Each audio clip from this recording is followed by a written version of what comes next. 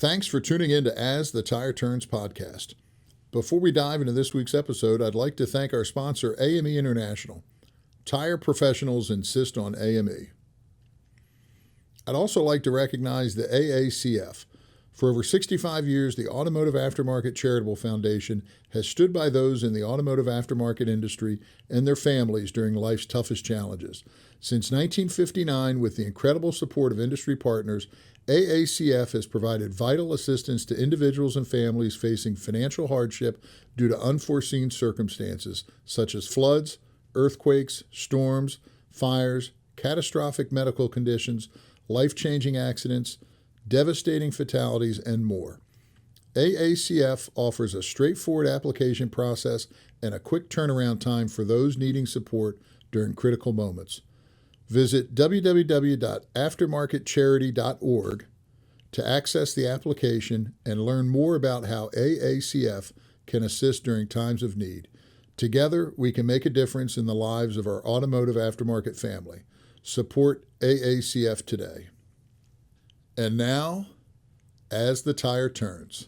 All right, we're back with another episode of As the Tire Turns podcast. Today I'm joined with Russ Devens. Russ Devens from McCarthy Tire, Director of Safety and Risk Management. Is that right? Correct. Okay. Now, in doing this series, one of the questions I've asked is, what led you into the tire industry? And you might have a different path than most, because I know you were a law enforcement officer previously. Yeah, my career has taken three different turns.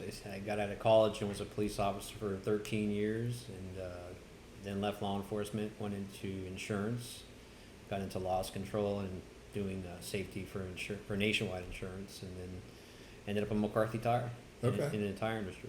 Okay, specifically in a safety role? Yeah. Okay. Yeah. When you went to college, was it criminal justice, I guess? Would that be the degree? Okay.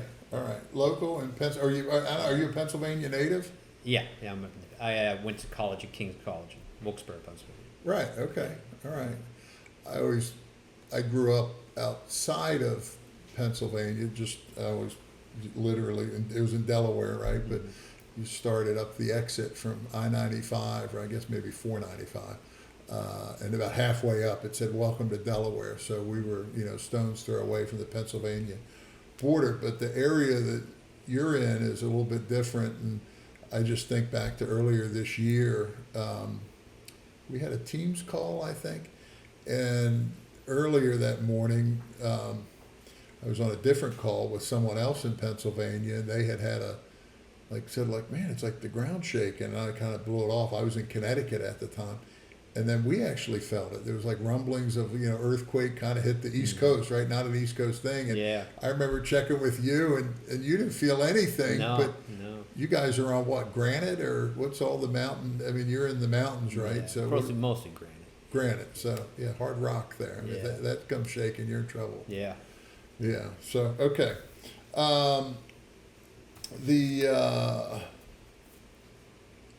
I guess talk about McCarthy Tire, if you will. I mean, it's, certainly making, I don't know what the growth is, but making news recently from some acquisitions and continued growth. And yeah, I mean, when I started McCarthy, we had about 40 locations. Now we're up to 70 locations, 13 retread plants, fifth largest independent commercial tire dealer in the country, seventh largest retreader in the country. So, in the 10 years I've been there, the growth has been pretty dramatic. Yeah. Mostly through acquisitions? Mostly through acquisitions, but some new locations as well. Yeah, added on. Still more or less regional, I'd say, right? But it's along the East Coast or the Eastern Seaboard for the most part. But yeah. How far south? Well, from New York State down to South Carolina. Okay, yeah, all right. Charleston. So, Mid-Atlantic, I guess you'd consider. Yeah. Northeast Mid-Atlantic. Northeast Mid-Atlantic. Okay. All right, and then of course, part of this project is really talking about my role in the tire industry and others who have met along the way and made an impact and so on. And you joined me on the executive board, secretary. Like me, I think you won in a landslide, right? I think we both went unopposed in our secretary nominations. Yeah. So, do you have any ambitions or plans, right? Everybody told me my year as president, right, would fly by, and I would say it is, right? We're past the halfway point and so on. But you've got Deb Hamlin will come up next year, but then it'll be your time in the limelight and so on. So any major ambitions for while you are your time or your tenure on the executive board? No, I mean, I've been on the board 7 years, in my 7th year or so. It was time for me to let new blood come in, like yourself. I mean, you get to a point where, you've been on the board 12 years. Yeah. I've accomplished a lot with the training committee. I've been the chair of the training committee for 5 years, and we made it through COVID, and we improved almost every program there is. We've got all new training videos, all new training platforms for the online university. So, I've accomplished pretty much what I've wanted to accomplish. Yeah. So, and working with Kevin, that's been great too. He's the one who actually lured me into coming on the TIA board. Yeah. When nice. I first came on, when I first came into the tire industry, I knew safety, but I didn't know tire industry safety. So that's how I got involved with TIA, became a certified CTS instructor. That's when I met Kevin, and then he lured me into running for the board, and here we are. There we go. I'm going to come back to the training committee here, but you mentioned COVID, and I know how a lot of states handled, right? I mean, I'm from Florida, right? It was, whether controversial or not, it was kind of wide open, and some various states handled the lockdown or shutdowns and some businesses, right, were harmed. With you guys having so many footprint, so many states, was there a state-by-state impact, or because of the tire industry being somewhat deemed essential, were your operations mostly the same throughout? Obviously, in the Northeast, it was a little bit more stringent as far as what we could do. But once we were determined to be an essential business, and throughout our footprint, it slowed down for a little bit. But then when everybody started ordering stuff from Amazon and UPS, and trucks started moving product, so they can keep up with the demand for people working from home or living from home or working from home. Right. It actually really it slowed down for a little bit, but then it just took off. Right. So it was tough. Were you one of the companies scrambling for hand sanitizer? Oh yeah, I was the procurement specialist. I was ordering hand sanitizer, gloves, cleaning supplies from all around the world, wherever I can get them. Yeah. It was kind of interesting. Some of the bars and restaurants, right? That business was obviously shuttered, and I know, with the local microbreweries, some of them just switched into making hand sanitizer, right? And so, yeah, what a wild time, I guess, right? Yeah, and it was funny because we needed hand sanitizer, and I remembered that our foam fill operation uses isopropyl alcohol to clean the machine. I go down there's 2 55-gallon drums of isopropyl alcohol. I'm like, all right, now I need aloe or something to mix it with. Yeah. So I actually contacted a company down here in Florida, and I said, I need aloe gel to make hand sanitizer. I ended up buying aloe gel and mixing it together and making my own hand sanitizer. Really? Yeah. So yeah.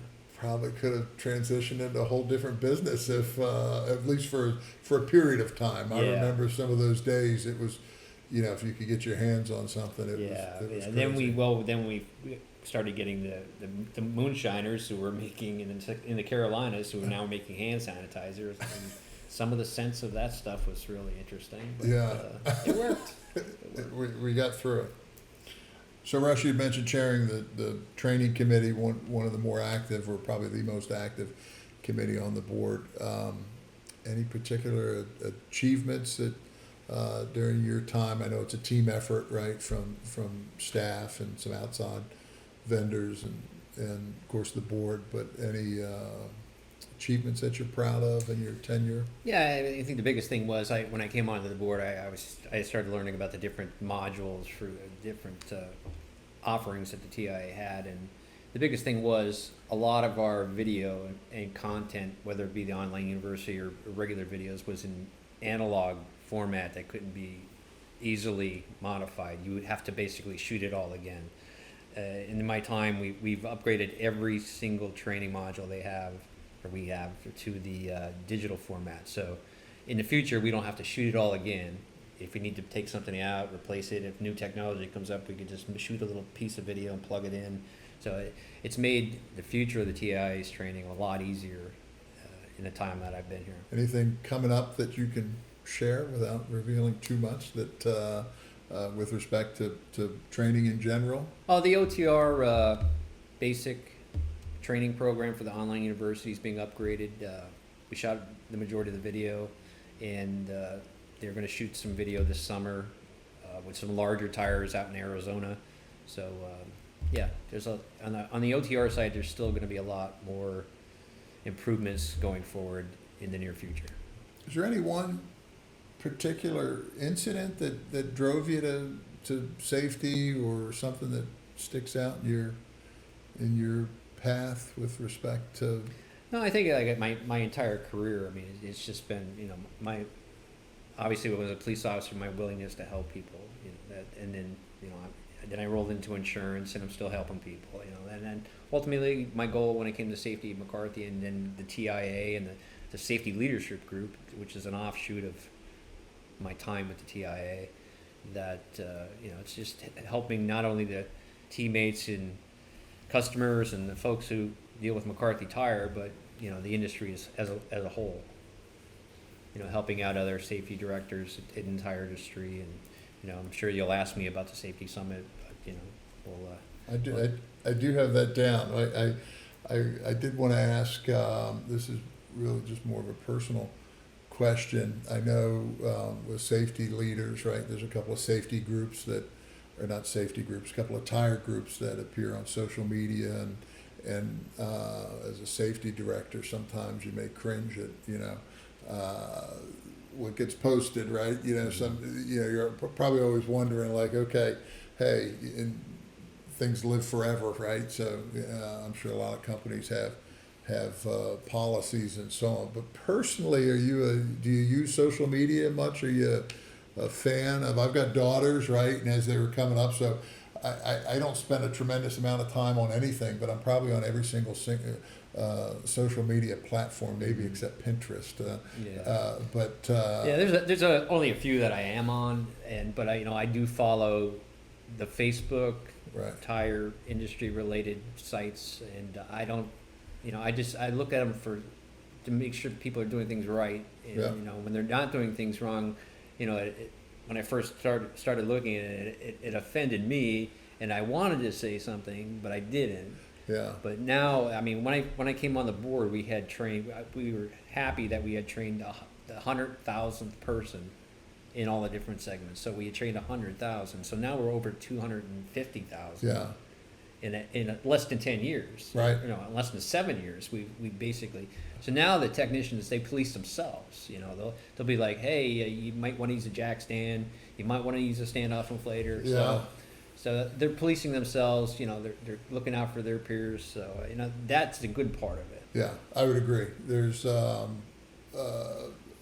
big shift to your point, 5, 7, 10 years, where I think previously people would post things, and if you dare spoke up, you'd almost kind of be ridiculed, right? And so on. And now it's the opposite way, right? And so and obviously it's not about who is right, it's about what's right. I think, right? The fact of the matter is through, I think OSHA calls it fatalgrams, or maybe that's MSHA, right? MSHA, yeah. Yeah, MSHA. Yeah, and it sounds kind of morbid, but the fact is that, right, especially earth mover tire service, but it could be passenger, right? Inflation, lifting, right? It can all be dangerous. So when you know what the dangers are, right, and you've got a responsibility to educate, and so it is a unfortunate part of the business. But to your point, it has come a long way with respect to, I think, acceptance, I guess. So Yeah, yeah. I mean, like I said, I mean, with the people I know in the tire industry and the safety, and even outside of safety, I mean, when something happens, especially something that's never happened before, and somebody gets seriously injured or killed, I usually get a phone call. So yeah, just to find out, hey, has this ever happened before? And then I get to do my part as the chair of the training committee to find out what do we need to do to make sure something doesn't happen again. yeah. So you mentioned the safety summit. If you could, I think it's funny because your insurance background. I think it was a insurance contact, right? Was it through Federated, right? Yeah. Who initially put? Did he put you and was it Tony at Snyder? Yeah. We had Federated Insurance at the time, so did Snyder Tire, Yeah. and we had shared the same loss control person, and obviously we're similar companies, and he thought it would be good for us to get together and talk about safety and talk about problems we might be having. There was no other resource out there in the industry as far as having peers on the safety side of the tire industry. So I went down to Snyder down in Newton, North Carolina, and we planned on like an hour meeting, and I was there 3 hours, and we weren't even done. We wouldn't even crack the surface of what we wanted to talk about. And he's like, we should get together and do this again. He said, and we should get some other people in the tire industry. Well, that's where the idea was born. Yeah. And I said, well, let's have a safety summit. So that the modern tire dealer puts out the top 25 independent commercial tire dealers in the country. I say, well, that's a good place to start, because I didn't know any other folks, other than TJ from Palms, because of the TIA board at that time, that dealt with safety in the tire industry. So I started reaching out to these companies and identifying who their safety people were. So 6 years ago, we had the first safety summit down at Newton, down at Snyder's local facility. We had 21 people from 19 different tire dealers, primarily commercial tire dealers at that time.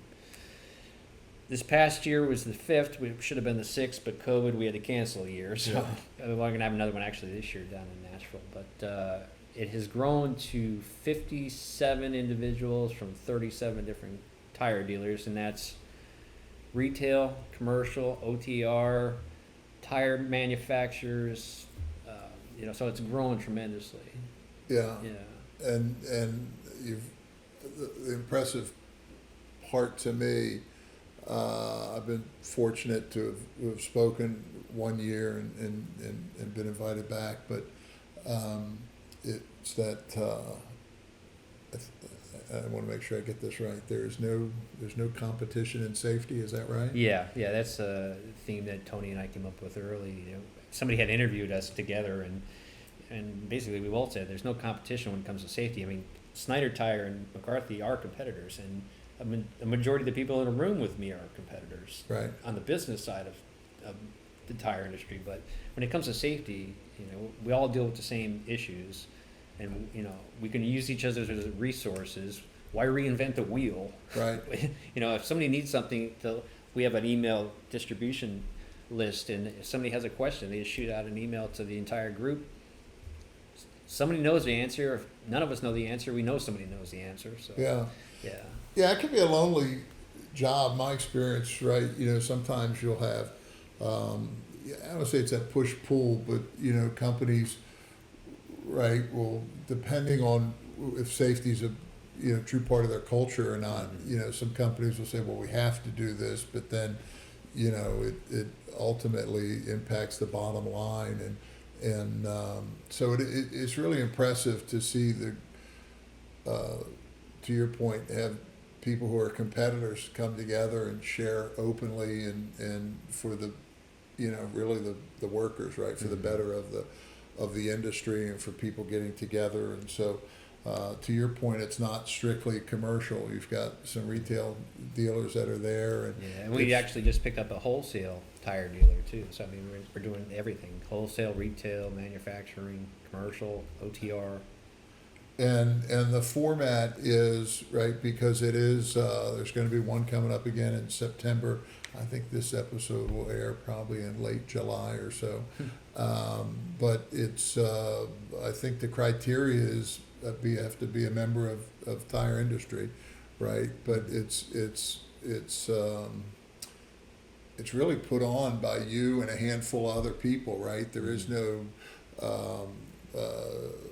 it's made up of TIA members, right? But it's not necessarily a TIA event, and so it's really just a day and a half of, you bring some speakers in, you have some roundtable discussions, right? There's a chance for people to get to know each other, and it's just talking safety. Yeah, day and a half of just talking safety, and I get some topics at the end of each one. I'll do a poll and find out what people want to talk about at the next one, and then before the summit I'll reach out to them and they could bring any questions. We do a lot of roundtable discussions, and this year we broke it up on retail and commercial roundtable and OTR roundtable. So there'll be 3 different roundtables just to talk about specific industry stuff. So it's going to be really good, like it always is. And the criteria is just you have to be a TIA member, because a large part of the things that we talk about, and all the people in the room are members of TIA, it's all about training, and make sure people are properly trained. So TIA it is a big part of it. Yeah. I remember last year a question coming, and it was about I think cameras, right? And tracking and so on, which drivers are always nervous about, and so on. But a couple people spoke up and talked about the benefits of one, using some of the technology to help retrain or improve behavior. Some of the services, I think, almost gamify, right? The different drivers and their scores. But then somebody else commented that there was an instance where some of this is fed live, and that in one particular month the access to video really helped them. In one case, where I think somebody had cut across traffic in an RV or something, it helped them basically send it to the state trooper there on the scene, and changed even how that was written up at the time, right? Yeah. Story got changed. So it's not just about catching doing something wrong, it's catching doing something right, and encouraging good behavior. But the point is that somebody's sitting there looking at this as an expense, and kind of when all the hands went up in the room, right, that said it just makes it that much easier for that safety professional to go back and say, hey, among our peers 75% or whatever are doing this, or utilizing this type of technology, we should be using it as well. Yeah. And I mean, we've had questions come through our email distribution, pertaining to that. Hey, like, do you have a policy for doing this? Or what companies have you gone to find this technology? Yeah. We're looking for recommendations for X. And I get questions from my upper management. They'll be like, well, what's your group doing? Right. Are they doing that? Right. So, and then I just shoot an email to the group. Yeah, it's good. Yeah, like I said, it's impressive. I've been exposed to something similar, as I've mentioned, with Caterpillar dealers, but the difference is they've got unique territories, and you can put them all in a room, and there's really no competitors, right? They all just, but where you've got lots of competitors potentially. So, I guess with respect to tire safety, what do you see some of the key challenges are moving forward, right? Is it the same old? Are we winning the fight, and so on? But what challenges do you have in your day-to-day, operation? Well, I mean, the biggest thing, and it's changing a lot, it's not really from the safety side of things, it's tire recycling, what we're doing with tires, and getting, trying to get rid of recycled tire companies to recycle tire. I mean, that still poses a problem that, that's from an operational standpoint, right, that, we're constantly looking for ways to recycle tires. Right. I know there's lots of talk of rubber modified asphalt, right? But I don't know if the construction industry is that dead set against it, right? And so on. But you think it wouldn't be that controversial, but I think there's been some pretty good studies. Yeah, and some other countries are doing that. They're using rubber modified asphalt, and it's not like we have to go far Right. to go look and is it working? Right. Yeah, you'd think in this day and age it'd be relatively simple. So, okay. Put you on the spot. Something that nobody would really know about Russ Devens, right? Anything you want to share on a hobby or something that we talk tires and. the backstory that really not too many people know about is how I got out of law enforcement. I was a police officer in Pennsylvania. I was working on a midnight shift and saw lights, and it was a small town. I was the only cop in town. There was other municipalities around me and jurisdictions around me, but I'm like, I didn't hear anybody mark out on a traffic stop or anything. So I come pulling up, and it was a state trooper. So I get out of my car, I walked up, and it was a female state trooper. So I went up and just made sure that everything was all right. She came back and started talking to her. So she told me she lived in the town I worked in. So as I'm patrolling, I'd see her, I'd stop, we'd talk. And next thing, I asked her out on a date, and then eventually got engaged and got married. So then I married the state trooper that I helped back up on a traffic stop. So we were married for 3 years, and my wife got pregnant, and it presented a whole nother situation because the town I worked in as a police officer, we worked rotating shifts, so it was day shift, afternoon, midnights. And then she was a detective for the state police, so she was on call 24/7 for any kind of homicides or anything like that. But we talked, and I said, it's tough to find a babysitter at 1 o'clock or 2 o'clock in the morning on call, to come out when you need them. So somebody had to give it up, and I gave it up. No kidding. Yeah, I gave it up. Of course, that's Connie. Yeah. And, it's funny, I knew you were both law enforcement. Yeah. I never made the connection and asked. Yeah. That's the backstory, yeah. So I gave it up, went to work in insurance because it was Monday through Friday from 9 to 5. We can get her daycare. We didn't have to worry about finding a babysitter in the middle of the night. So, yeah. So it all worked out. Good for you. It all worked out. That's awesome. I'm trying to think of I can't even think of the woman's name from Titanic. Kate Blanchett, is it? Yeah, No, I think Kate, was she in Kate Winslet, maybe? Yeah. Kate Winslet, which she played a detective or something. It was more closer to Delaware County, I think, which would be south of you or something. Did you watch that show at all? No. No? Oh, okay, all right. Well, Most good. cops don't watch cop shows. This was kind of an interesting one, right? Because it had personal, but interesting. Yeah. So, and then I guess if you would have been 10 years McCarthy, how long insurance? I was in insurance for 13. Yeah. Okay, so when you were there, you weren't. Now, right? I think every stop is filmed or something like that, right? But cell phone cameras wouldn't have been prevalent back then. No. When The cell phones we had as police, they were the big Motorola's. The brick, Yeah, I think they call it, right? Yeah. Yeah. We didn't have Handhelds smartphones. no. Yeah, we went from big ones to bag phones to flip Right. phones. Right. Yeah. It's too funny. So by the time that modern technology with cameras came out, I was already out of law. You were out of the game. Okay. All right. Well, I appreciate you making time for the podcast. Is there anything that you'd like to cover that we didn't by chance? No, but your time on the board is going to be coming to an end here. I already say I'm a lame duck. Yeah. So it's been great, serving with you on the board and becoming a good friend over the years, and we'll continue to be friends. And Absolutely. Yeah. Won't go anywhere. Although one of the guests, Mike Barra, who recruited me to run for being on the board. I interviewed him out at the OTR conference, and that was one of his comments, saying, "When you're done, you're done, right? You're not going to come back on the." Well, I said, "No, I'll be done." So anyway, but still around, still active in the industry, and hopefully still participate in the safety summit, maybe, right? Yeah, So that's And I think we've had people that run through the board. They leave, and in a couple of years they want to come back and they run again.